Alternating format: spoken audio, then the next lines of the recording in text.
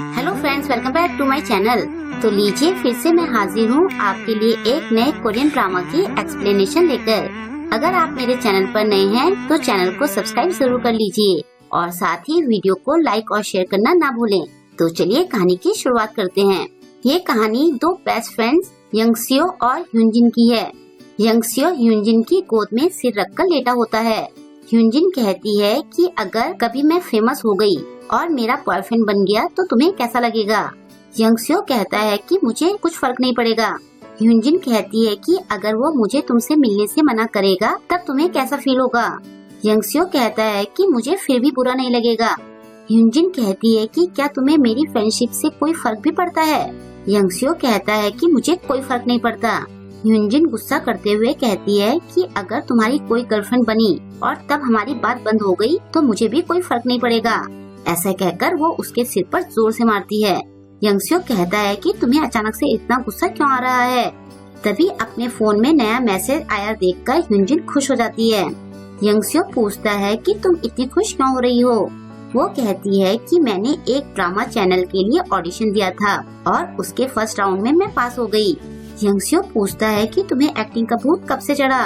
ह्यूनजिन कहती है कि मैंने तुम्हें कितनी बार बताया कि मैंने एक्टिंग क्लास ज्वाइन करी हुई है, लेकिन तुम मेरी बातें सुनते ही कहाँ हो। यंगसियो कहता है कि ऐसी फालतू बातें बोलकर मेरा मूड खराब मत करो। ह्यूनजिन कहती है कि सेलिब्रिटी बनने के बाद मैं तुम्हें पहचानने से मना कर दूंगी। यंगसियो कहता है कि तुम्हारे जो मन में आए तुम वो करना। ह्यूनजिन चिढ़ते हुए कहती है कि मुझे तुमसे नफरत है। फिर वो वहाँ से जाने लगती है तो यंगसियो उसे रोकता है और कहता है कि तुम कहाँ जा रही हो। वो कहती है कि जब तुम्हें मेरी फिक्र ही नहीं है तो तुम ये सवाल क्यों पूछ रहे हो। यंगसियो कहता है कि तुम सीधे सीधे जवाब क्यों नहीं दे रही हो। ह्यूनजिन कहती है कि मुझे ऑडिशन के लिए जाना है। यंगसियो कहता है कि तुम तो कह रही थी कि तुम्हारा वॉलेट घर पर छूट गया है। ये सुनकर ह्यूनजिन उससे रुपए मांगती है। यंगसियो कहता है कि थोड़ी देर पहले मैंने तुम्हें लंच खिलाया था, अब मेरे पास रुपए नहीं बचे हैं। ह्यूनजिन कहती है कि फिर तुम मुझे ऑनलाइन रुपए भेज दो, मेरे ऑनलाइन अकाउंट में 0 बैलेंस है, मुझे लेट हो रहा है। यंगसियो कहता है कि तुम बहुत बड़ी बेवकूफ हो। फिर वो कहता है कि मैंने तुम्हें एक्स्ट्रा रुपए भेज दिए हैं, तुम रास्ते में कुछ खा भी लेना। ह्यूनजिन कहती है कि मुझे तुमसे नफरत है। यंगसियो पूछता है कि अब क्या हो गया। वो कहती है कि तुम हमेशा मेरी हेल्प क्यों करते रहते हो। यंगसियो कहता है कि मैंने तुम्हें रुपए उधार दिए हैं, बाद में इन्हें वापस कर देना, जाओ अब जल्दी जाओ। ह्यूनजिन कहती है कि एक तरफ तो तुम मुझे इग्नोर करते हो और दूसरी तरफ तुम मेरी हेल्प करते हो, तुम ऐसा क्यों करते हो। यंगसियो कहता है कि तुम्हारी मदद करने के बाद भी तुम मुझ पर गुस्सा क्यों हो रही हो। ह्यूनजिन के मुंह से निकल जाता है कि मैं तुम्हें लाइक करती हूँ। ये सुनकर यंगसियो चौंक जाता है। ह्यूनजिन कहती है कि मैंने हमेशा तुम्हें पसंद किया है। यंगसियो कहता है लेकिन तुमने तो कहा था कि तुम मुझे हेट करती हो। ये सुनकर ह्यूनजिन का मूड खराब हो जाता है।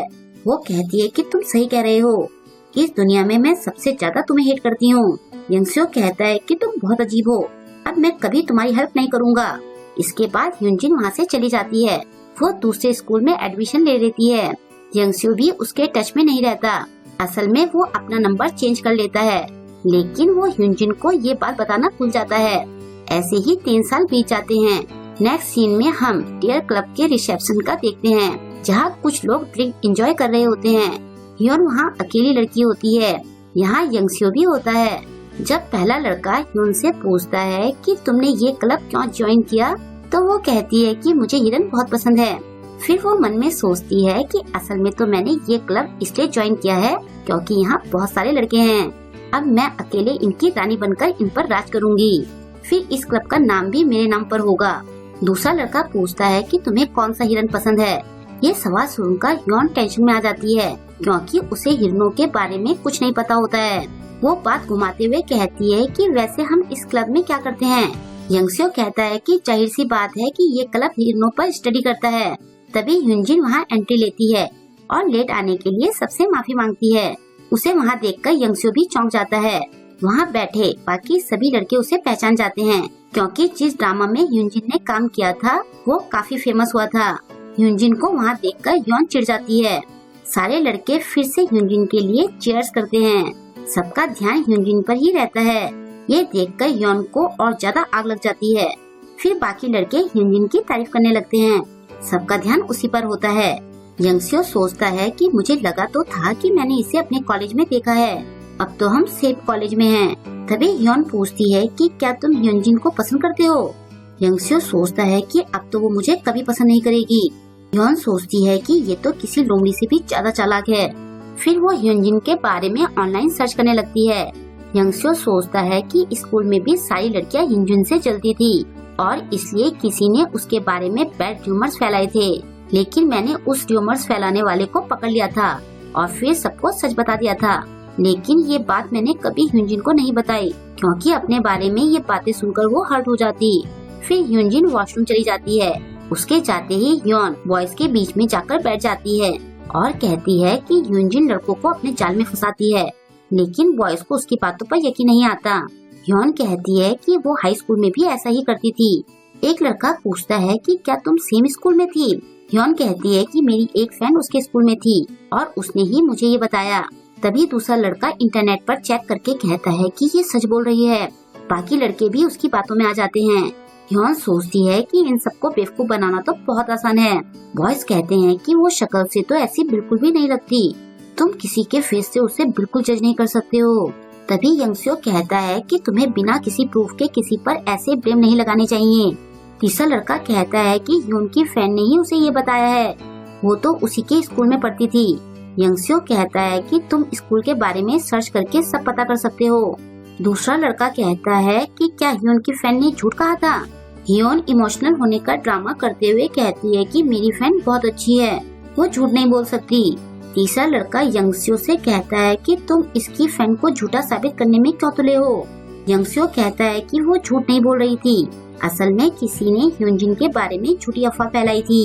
ह्योन चिढ़ते हुए कहती है कि तुम इतने कॉन्फिडेंस से ऐसा कैसे बोल सकते हो, मेरी फ्रेंड तो ह्योनजिन के स्कूल में ही पढ़ती थी। यंगस्यो उन्हें अपनी और ह्योनजिन की फोटो दिखाते हुए कहता है कि मैं भी सेम स्कूल में ही था।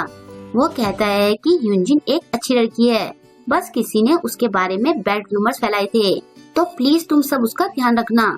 सब लड़के उस पर भरोसा कर लेते हैं, लेकिन ह्योन का सारा प्लान फेल हो जाता है। वो वापस अपनी सीट पर बैठ जाती है। ह्योनजिन के वापस आने के बाद सब उस पर दया दिखाने लगते हैं। वो कहते हैं कि अगर तुम्हें कोई भी प्रॉब्लम हो तो तुम हमें बताना, किसी भी तरह के रूमर्स पर ध्यान मत देना, हमें तुम पर पूरा भरोसा है। ह्योनजिन कंफ्यूज होकर सोचती है कि इन सबको पता नहीं अचानक से क्या हो गया है। फिर यंगस्यो अपनी ड्रिंक खत्म करके चला जाता है। जब वो घर जा रहा होता है तो ह्योनजिन चुपके से आकर उसे बुलाती है, जिससे वो डर जाता है। उसे देखकर वो कहता है कि हम काफी टाइम बाद मिल रहे हैं। ह्योनजिन पूछती है कि क्या तुम्हें मुझसे कुछ कहना नहीं है। यंगस्यो पूछता है कि मैं क्या बोलूं। ह्योनजिन कहती है कि तुमने मेरा नंबर क्यों ब्लॉक किया, तुम्हारा ईमेल और फोन नंबर दोनों बंद है। यंगस्यो कहता है कि मैं भूल गया था। ह्योनजिन कहती है कि तुम क्या बोल रहे हो। वो कहता है कि मैंने नया नंबर लिया था और उसमें मैंने नए ईमेल से लॉगिन किया था, लेकिन मैं तुम्हें अपना नया नंबर देना भूल गया। फिर वो उसे सॉरी कहता है। ये सुनकर ह्योनजिन उसे जोर से पंच मारती है। वो कहता है कि तुम मुझे मार क्यों रही हो। ह्योनजिन उसे खूब गालियां देती है। यंगस्यो उसे फिर से सॉरी कहता है। ह्योनजिन उस पर अपना गुस्सा निकालती है। वो कहती है कि तुम बहुत बुरे हो। वो कहता है कि चलो मैं तुम्हें चॉकलेट मिल्क पिलाता हूँ। फिर वो दोनों ग्रोसरी स्टोर पर जाते हैं। वहाँ जाकर यंगस्यो को याद आता है कि उसका फोन और वॉलेट दोनों ही बार में छूट गए हैं। ह्योनजिन पेमेंट करती है। वो कहती है कि आजकल तो लोग टॉयलेट तक में फोन ले जाते हैं, भला तुम अपना फोन कैसे भूल सकते हो। वो कहता है कि पता नहीं लोग टॉयलेट में अपना फोन कैसे ले जाते हैं, वहाँ तो इतनी गंदगी रहती है। ह्योनजिन पूछती है कि तुम हमेशा मुझसे लड़ते क्यों रहते हो। वो कहता है कि फ्रेंड्स यही तो करते हैं। बाद में दोनों एक जगह पर बैठे होते हैं। ह्योनजिन कहती है कि स्कूल में जो मेरे बारे में बातें फैली थी उन सब से तुमने ही डील की थी ना। यंगस्यो पूछता है कि तुम्हें ये कैसे पता चला। ह्योनजिन कहती है कि कुछ दिन पहले मैं अपनी एक फ्रेंड से मिली थी, उसी ने मुझे ये बताया। यंगस्यो सोचता है कि मैं तो इससे ये सब छुपा कर रखना चाहता था। वो पूछता है कि तुम्हारे फ्रेंड्स ने तुम्हारे बारे में वो बातें फैलाई थी, क्या तुम ठीक हो। ह्योनजिन कहती है कि अब मैं ठीक हूँ, वो लोग अब मेरे लिए कोई मायने नहीं रखते हैं। यंगस्यो कहता है कि ये तो अच्छी बात है। ह्योनजिन पूछती है कि तुमने मेरी हेल्प क्यों की। वो कहता है कि मैं अपनी फ्रेंड की हेल्प नहीं करूँगा तो फिर किसकी हेल्प करूँगा। वैसे तुमने एक्टिंग में ग्रेजुएशन क्यों नहीं की। वो कहती है कि मुझ में एक्टिंग का टैलेंट नहीं है, इसमें एक्टर को लोगों से जुड़ना होता है। इसके लिए एक्टर में चार्म होना चाहिए। यंगस्यो कहता है कि वैसे तुम सुंदर तो नहीं हो। यूजिन कहती है कि तुम बस मेरी बुराई करने के लिए तैयार रहते हो। क्या तुम मुझसे लड़ना चाहते हो? तभी यंगस्यो कहता है कि तुम अपना 100% देती हो। मुझे एक्टिंग के बारे में कुछ नहीं पता है, लेकिन मैंने तुम्हारे सारे शोज देखे हैं। मुझे अंदाजा है कि तुमने कितनी मेहनत करी है।